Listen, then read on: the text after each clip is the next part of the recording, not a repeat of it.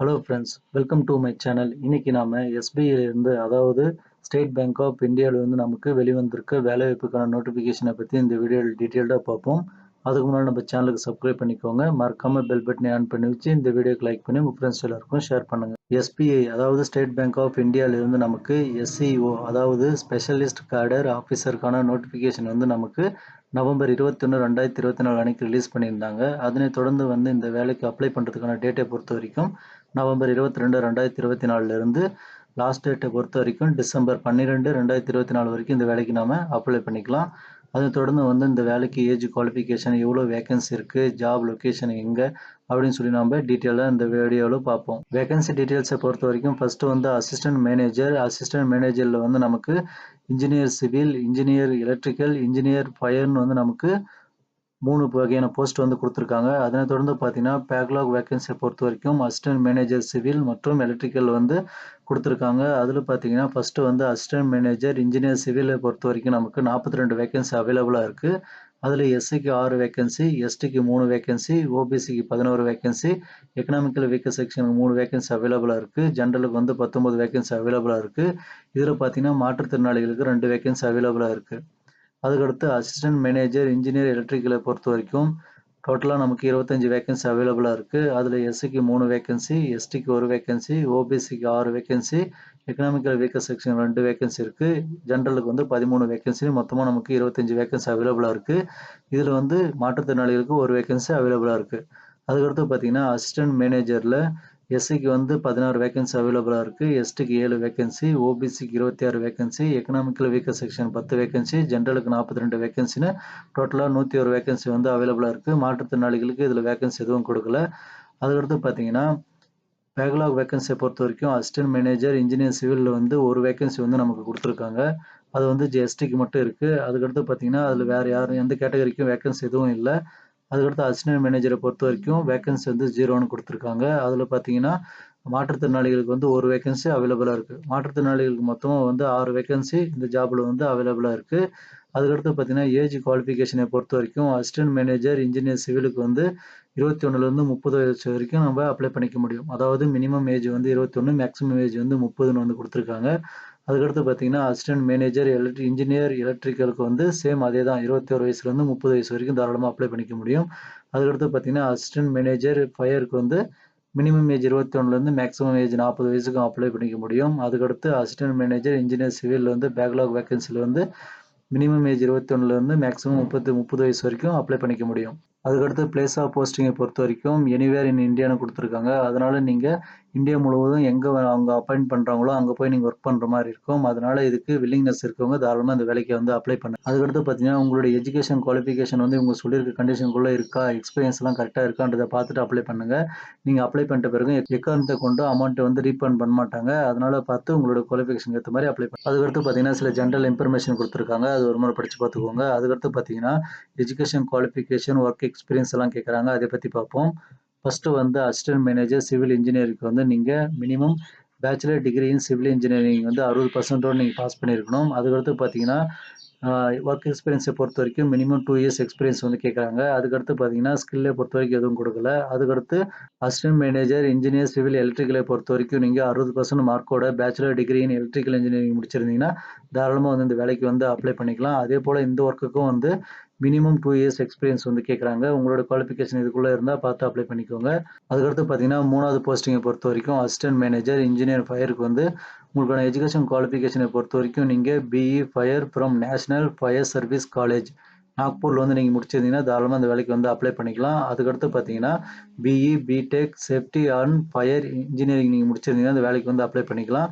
அதுக்கடுத்து பார்த்தீங்கன்னா BE B Tech fire technology and safety engineering முடிச்சிருந்தீங்கன்னா தாராளமாக அப்ளை பண்ணிக்கலாம். அதுக்கடுத்து பார்த்தீங்கன்னா ஈக்குவலண்ட்டாக நீங்கள் 4 இயர் டிகிரி இன் ஃபயர் சேஃப்டியில் முடிச்சிருந்தீங்கன்னா தாராளமாக அந்த வேலைக்கு அப்ளை பண்ணிக்கலாம். அதுக்கடுத்து பார்த்தீங்கன்னா கிராஜுவேட்டும் கொடுத்துருக்காங்க. அந்த குவாலிஃபிகேஷனை பார்த்து நீங்கள் யாரெல்லாம் இந்த வேலைக்கு குவாலிஃபிகேஷன் இருக்கோ தாராளமாக அப்ளை பண்ணிக்க முடியும். ஒர்க் எக்ஸ்பீரியன்ஸை பொறுத்த வரைக்கும் உங்களுக்கு education qualification is BE fire national fire service காலேஜில் நீங்கள் முடிச்சிருக்கணும்னு சொல்லியிருக்காங்க. அதுக்கடுத்து பார்த்தீங்கன்னா உங்களோட குவாலிஃபிகேஷன் இதுக்குள்ளே இருக்கான்றதை பார்த்து அப்ளை பண்ணிக்கோங்க. அடுத்து இம்பார்ட்டன்ட் பாயிண்ட்ஸை பொறுத்த வரைக்கும் ஃபர்ஸ்ட் நீங்கள் எஜுகேஷன் குவாலிஃபிகேஷன் அவங்க சொல்லியிருக்க டேட்டுக்குள்ளே நீங்கள் ஃபுல் டைமாக முடிச்சு அதுக்கான எக்ஸ்பீரியன்ஸ் இருந்தால் தாராளமாக அப்ளை பண்ணிக்கலாம்னு சொல்லியிருக்காங்க. அதுக்கடுத்து பார்த்தீங்கன்னா உங்களுக்கு ஒர்க் எக்ஸ்பீரியன்ஸ் இருந்தால் நீங்க என்ன ஒர்க்ல வந்து எக்ஸ்பீரியன்ஸ் இருந்தீங்க அப்படின்னு சொல்லி சம்மந்தப்பட்ட துறையிலிருந்து நீங்க டாக்குமெண்ட் வந்து சப்மிட் பண்ணணும்னு சொல்லியிருக்காங்க. அதுக்கடுத்து பார்த்தீங்கன்னா, ஏன்னா நீங்க அந்த ஒர்க் எக்ஸ்பீரியன்ஸ்ல என்ன துறையில வந்து நீங்க எக்ஸ்பீரியன்ஸா இருக்கீங்க அப்படின்னு சொல்லி அதையும் மென்ஷன் பண்ணியிருக்கணும்னு சொல்லியிருக்காங்க. அதுக்கடுத்து பார்த்தீங்கன்னா, உங்களோட டிகிரி, டிப்ளமோ சர்டிஃபிகேட்ல வந்து நீங்க வந்து ஸ்பெஷலா வந்து ஒரு துறை படிச்சிருப்பீங்கல்ல, அது வந்து மென்ஷன் பண்ணாம இருந்தா, நீங்க வந்து சம்மந்தப்பட்ட காலேஜ்லோ, யுனிவர்சிட்டிலோ போயிட்டு அத மென்ஷன் பண்ணி அதுக்கான டாக்குமெண்ட் வந்து அப்லோட் பண்ண சொல்றாங்க. அதுக்கடுத்து பார்த்தீங்கன்னா, ஜாப் ப்ரொஃபைல் வந்து குடுத்துருக்காங்க. எங்க போஸ்டிங் இருக்கும், எந்த மாரிலாம் ஒர்க் உங்களுக்கு இருக்கும், எந்த ஜாபுக்கு எந்த மாரி ஒர்க்ன்னு சொல்லி அவங்க டீட்டெயில்டா குடுத்துருக்காங்க. அது ஒரு மாரி நீங்க மேலோட்டமா படிச்சு பார்த்துக்கோங்க. அடுத்து மந்த்லி சேலரிய பொறுத்தவரைக்கும் assistant manager civil, assistant manager electrical, assistant manager fire இந்த 3 ஜாபுக்குமே வந்து உங்களுக்கு மந்த்லி சேலரியா அப்ராக்ஸிமேட்டா ரூ. 85,920 இருக்கணும்னு வந்து மென்ஷன் பண்ணியிருக்காங்க.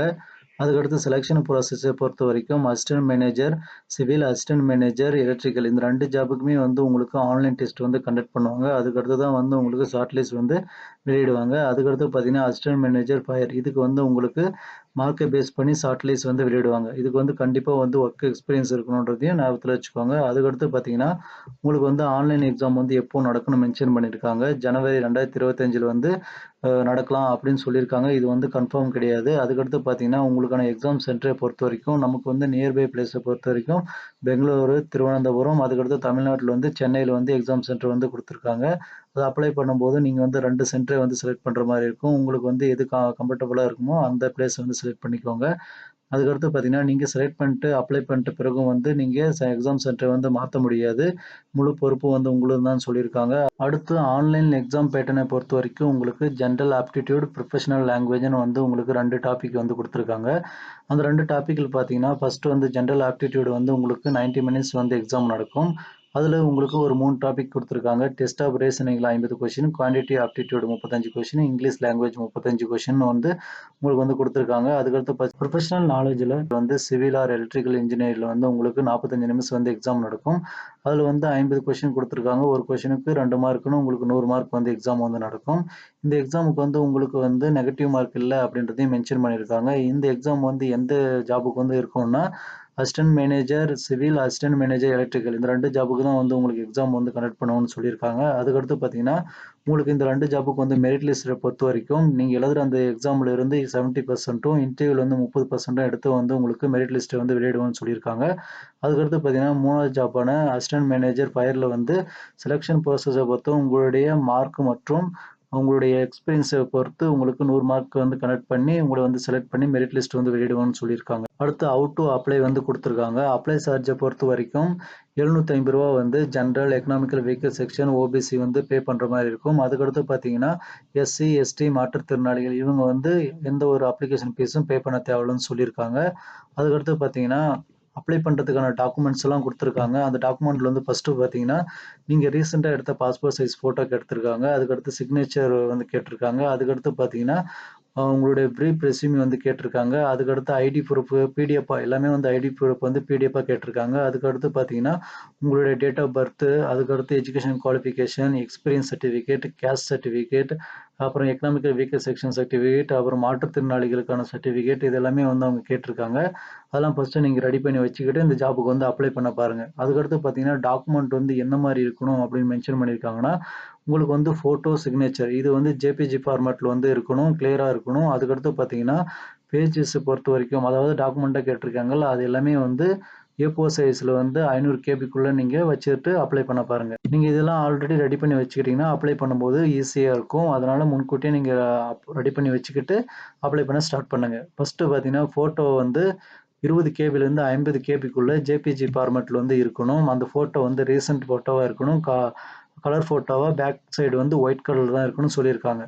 அதுக்கடுத்து சிக்னேச்சர பொறுத்தவரைக்கும் உங்களுக்கு பிளாக் பென்ல வந்து ஒயிட் பேப்பர்ல வந்து நீங்க போடணும். அது போட்ட பிறகு வந்து கேப்பிட்டல் லெட்டர்ல வந்து அது இருக்கக்கூடாது. 10 கேபிலேருந்து 20 கேபிக்குள்ள நீங்க அத ரெடி பண்ணி வச்சுக்கோங்க. அதுக்கடுத்து பார்த்தீங்கன்னா, ஆல்ரெடி சொன்ன மாரி டாக்குமெண்ட்ஸ் எல்லாமே பிடிஎஃப்ல வந்து கன்வெர்ட் பண்ணி வச்சுக்கோங்க.